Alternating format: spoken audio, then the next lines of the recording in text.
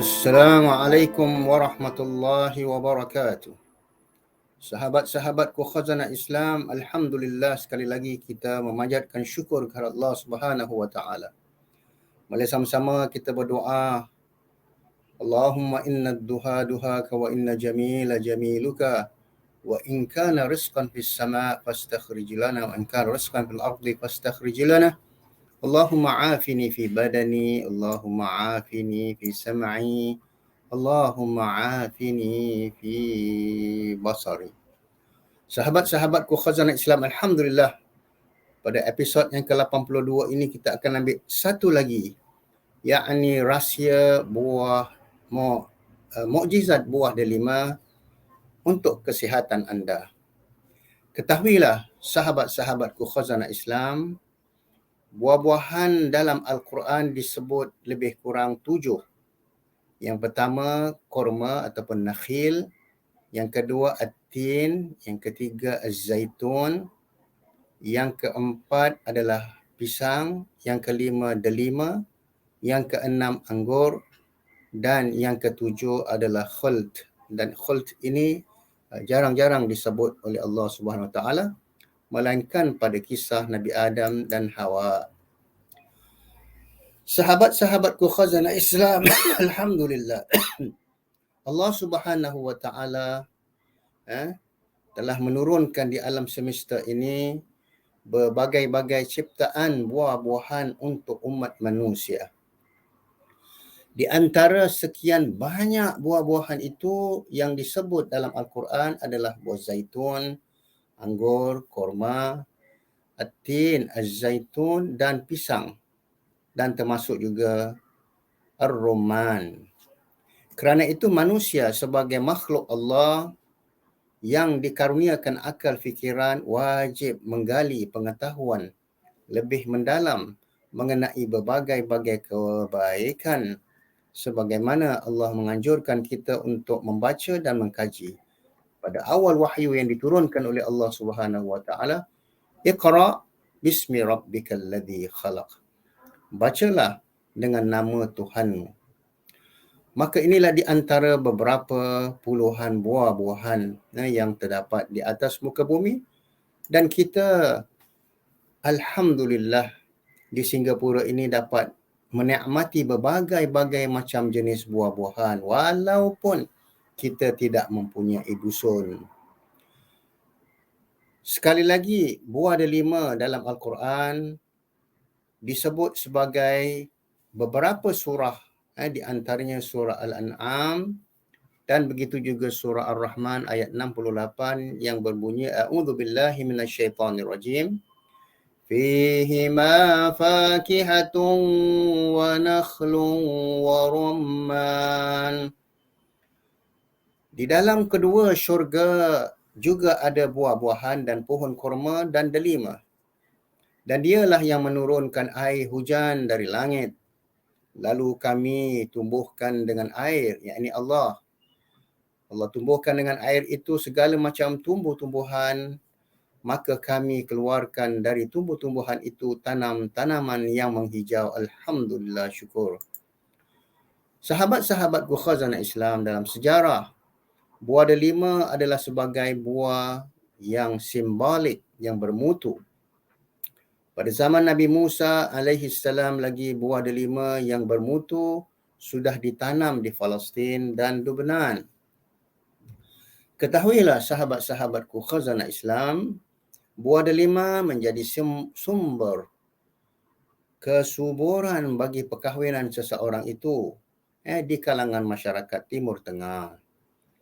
Manakala dalam agama Kristian, buah delima menjadi simbol kebangkitan semula dan kehidupan yang kekal. Maka itu Allah Subhanahu Wa Taala berfirman, kami keluarkan pula zaitun dan delima yang serupa, mutasyabih, dan ghairu mutasyabih yang tidak serupa. Perhatikanlah buahnya di waktu pohonnya berbuah dan perhatikan pula kematangannya. Surah Al-An'am ayat 99. Jadi di sinilah Allah menggesa kita dan kejutkan kita dengan mengatakan perhatikanlah buahnya. Maka inilah buah ajaib, buah delima, dan mempunyai lebih kurang 50 khasiat di dalam kehidupan dan begitu juga kesihatan anda. Buah delima merupakan tumbuhan asli daerah Persia dan daerah Himalaya di India Selatan. Menurut cerita Faro Turmusis membawanya ke Mesir pada tahun 15,000 sebelum Masehi atau 1500 sebelum Masehi. Dari sini buah delima menyebar, tersebar ke Afrika dan begitu juga buah benua-benua lain seperti Asia, Eropah dan begitu juga Amerika. Kononnya tanaman ini boleh sampai ke Indonesia, ini mengikut sebahagian riwayat, kerana dibawa para pedagang-pedagang dari Persia pada tahun 1416. Selama berabad-abad, buah delima telah dipakai, diguna, dikonsum, dimakan sebagai simbolik kesuburan di banyak agama dan budaya. Sahabat-sahabatku khazanah Islam, pertama di antara khasiat buah delima, ia meringankan nyeri artritis dan nyeri persendian. Ini penyakit tulang. Sudah banyak pula penelitian yang telah menunjukkan bahawa buah merah delima ini memiliki manfaat yang luar biasa bagi tubuh manusia, termasuklah menurunkan risiko segala macam penyakit, insya-Allah. Berikutnya, manfaat buah delima sebagai kesihatan. Marilah sama-sama kita mengikutinya. Yang pertama, meringankan nyeri artritis dan nyeri persendian. Antioksidan flavonol yang terkandung dalam buah delima dapat membantu menghadang peradangan ataupun inflammation, penyebab osteoarthritis dan kerusakan tulang rawang. Marilah kita lihat betapa hebatnya ciptaan Allah Subhanahu wa taala, dan begitu juga buah ini juga menjadi kegemaran orang-orang Cina yang menanam di pekarangan rumah mereka. Begitu juga yang kedua, menurunkan tekanan darah dengan izin Allah. Tekanan darah tinggi, hypertension, adalah salah satu kondisi keadaan pemicu serangan jantung dan stroke wa'iyyazubillah yang paling umum kejadian kepada manusia. Sebuah studi meta-analis yang diterbitkan dalam jurnal Pharmacological Research telah menemukan bahawa rutin minum jus buah delima dapat menurunkan kadar tekanan darah sistolik dalam sedikitnya 2 minggu. Hasil paling optimal terlihat dalam masa 12 minggu. Jadi ini bukan magic, tapi sekurang-kurangnya kita lihat apabila kita melakukan rawatan dengan herba-herba, buah-buahan, sayur-sayuran, akar-akar ataupun pucuk-pucuk, yang mana kesannya paling sedikit 4 minggu, 12 minggu dan mungkin setelah 3 bulan, insya-Allah ta'ala kita akan dapati bahawa peradangan pada pembuluh darah dan begitu juga kesihatan jantung kita akan bertambah stabil, insya-Allah, kerana penurunan kolesterol. Yang ketiga, sahabat-sahabatku khazanah Islam, ia juga dapat meningkatkan immune system ataupun kekebalan tubuh badan kita, kerana vitamin C adalah salah satu vitamin penting untuk mencegah penyakit dan meningkatkan sistem imun, daya tahan tubuh kita. Sebuah delima menyediakan sekitar 40% daripada keperluan vitamin C harian untuk diri kita. Alhamdulillah. Tapi ingat, jika anda memilih untuk meminum jus delima, minum jus buatan rumah yang menggunakan buah segar untuk mendapatkan manfaat semaksimal mungkin, insya-Allah. Dan pada musim-musim pandemik ini kita perlu menguatkan sistem ketahanan tubuh kita untuk menjauhi dan melawan segala macam virus, penyakit dan wabak. Seperti mana daripada Nabi SAW, daripada Ali ibn Nu'aim yang bermaksud, buah delima dan kulitnya dapat menguatkan perut untuk penghadaman anda. Jus buah delima dapat memberikan zat kepada tubuh badan kita serta menyegarkan badan. Ia dapat dihadam dengan cepat kerana sifatnya yang ringan dan akan mengeluarkan kotoran bersama dengan angin di dalam perut. Oleh sebab itu, sahabat-sahabatku khazanah Islam, buah delima tidak disarankan kepada mereka yang sedang menghidap penyakit demam kerana khawatir ia akan menambah lagi. Dan yang keempat, sahabat-sahabatku khazanah Islam, satu berita gembira bahawa buah delima ini dapat melawan infeksi virus dan bakteria. Buah delima dapat mencegah penyakit dan melawan infection ataupun infeksi. Delima telah terbukti memiliki sifat antibakteria dan antivirus dalam pengajian tes di laboratorium ataupun makmal.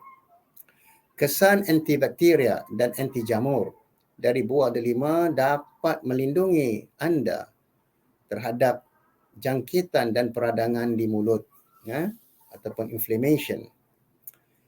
Kerana kalau kita mengetahui bahawa punca serangan virus 19 dan begitu juga virus-virus yang lain akan bermula daripada peradangan mulut.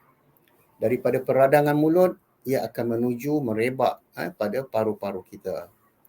Ini termasuk keadaan seperti gingivitis dan perioditis dan begitu juga penyakit denture, stomatitis. Masya Allah. Dan inilah kita lihat betapa cantiknya pemata-pemata buah delima apabila dipotong dengan begitu cantik dan dihidangkan. Masya Allah. Sahabat-sahabatku khazanah Islam, dan ini telah diakui dalam perubatan Melayu seperti ramuan jamu sejak berkurun-kurun lamanya daripada pohon delima sebagai ubat cacing. Itu daerah Melayu Raya dulu, anak-anak kita banyak yang terkena cacing di dalam perut. Maka ramuan ini sebenarnya sudah lama diamalkan oleh masyarakat Melayu kita sebagai obat tradisional Melayu. Cuma yang mungkin ilmu perubatan Melayu tradisional ini tidak terus diamalkan ataupun didokumentasikan dan tidak langsung sampai kepada generasi baru. Sekarang ia seolah-olah dibiarkan begitu saja. Itulah ketika saya membuat kajian, tesis saya dapati kebanyakan perubatan Melayu ini tidak didokumentasikan, hanya riwayat daripada mulut ke mulut. Dan yang keenam, sahabat-sahabatku khazanah Islam, hatta bahagian kulit buah delima pula mengandungi sejenis alkaloid yang boleh mengawal beberapa jenis cacing seperti cacing pita yang mendiami perut manusia. Rasanya amat pahit, tidak sesuai untuk dimakan. Tidak seperti bijinya yang manis. Tetapi manfaat daripada rasa pahit inilah dapat menghapuskan cacing pita dan perut manusia yang mengandungi berbagai macam kotoran ataupun jangkitan. Masya Allah. Justru itu sahabat-sahabatku khazanah Islam, kemanfaatan buah delima tidak dapat disangkal lagi kerana ia bukanlah hanya sekadar sebiji buah yang mengandungi banyak khasiat untuk dimakan, bahkan keseluruh penciptaan pokok buah delima memberi manfaat kepada manusia. Sekaligus ia menggambarkan kepada kita betapa hebatnya Maha Suci Allah Subhanahu wa Ta'ala yang telah menurunkan berbagai-bagai macam buah-buahan, akar-akar, herba-herba, racik-racik dan begitu juga pucuk-pucuk yang bertaburan di atas muka bumi renungkanlah dan perhatikanlah bagaimana dahan tempat buah delima tergantung yang diciptakan Allah dengan begitu rapi dan kuat serta tidak gugur buahnya sebelum sampai waktunya. Maka inilah yang mana kita sebagai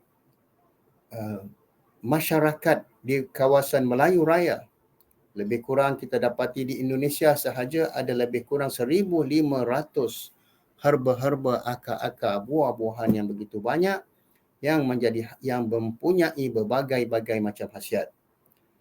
Menurut kajian saya di Malaysia sahaja ada lebih kurang 650 buah-buahan, daun-daun, pucuk-pucuk, akar-akar yang Allah taburkan di atas muka bumi untuk manfaat kita sebagai manusia. Allah telah mencipta manusia ini sebagai khalifah Allah yang mengurus dan mengatur apa saja sumber-sumber yang terdapat di atas permukaan bumi. Maka itu ayuh, marilah sama-sama kita cuba membuat jus buah delima yang menjadi minuman kesihatan dan ia dapat memberi kekuatan kepada sistem kekebalan tubuh badan kita dan melawan infection virus ataupun infeksi virus dan begitu juga daripada jangkitan bakteria dan kuman-kuman. Marilah sama-sama kita berusaha membudayakan makan buah delima dan membuat jus. Lebih kurang satu biji yang besar 250 gram kita boleh blend dan membuat minuman 2 gelas. Satu diminum ketika pagi, pada pagi ketika perut kosong, dan 1 gelas lagi ketika petang sebelum maghrib. Namun kita boleh minum selang-seli. Seminggu 3 kali. Itulah sebaik-baiknya. Contohnya pada hari Isnin, Rabu dan Jumaat, ataupun pada hari Selasa, Khamis dan pada hari Sabtu. Jadi mudah-mudahan insya-Allah marilah sama-sama kita mengambil berbagai macam manfaat yang Allah taburkan di atas muka bumi, di antaranya buah delima, di mana Allah Subhanahu Wa Taala berfirman di dalam surah Rahman, fihi ma nakhlun wa rumman. Dan di dalam atas muka bumi ini ataupun di syurga nanti, di dalam 2 syurga itu mempunyai berbagai-bagai macam buah-buahan, di antaranya buah kurma dan rumman. Maka mudah-mudahan insya-Allah sahabat-sahabatku khazanah Islam, kita akan bertemu sekali lagi pada episod yang ke-83 untuk menjaga kesihatan kita. Amin ya rabbal alamin. Sekali lagi kita membaca doa. Bismillahirrahmanirrahim. Allahumma afina fi abdanina, Allahumma afina fi asma'ina, Allahumma afina fi absarina. Aqulu qawli hadha wa astaghfirullah li wa lakum wa li jami'il muslimin. Wal 'asri innal insana lafi khusr illa alladhina amanu wa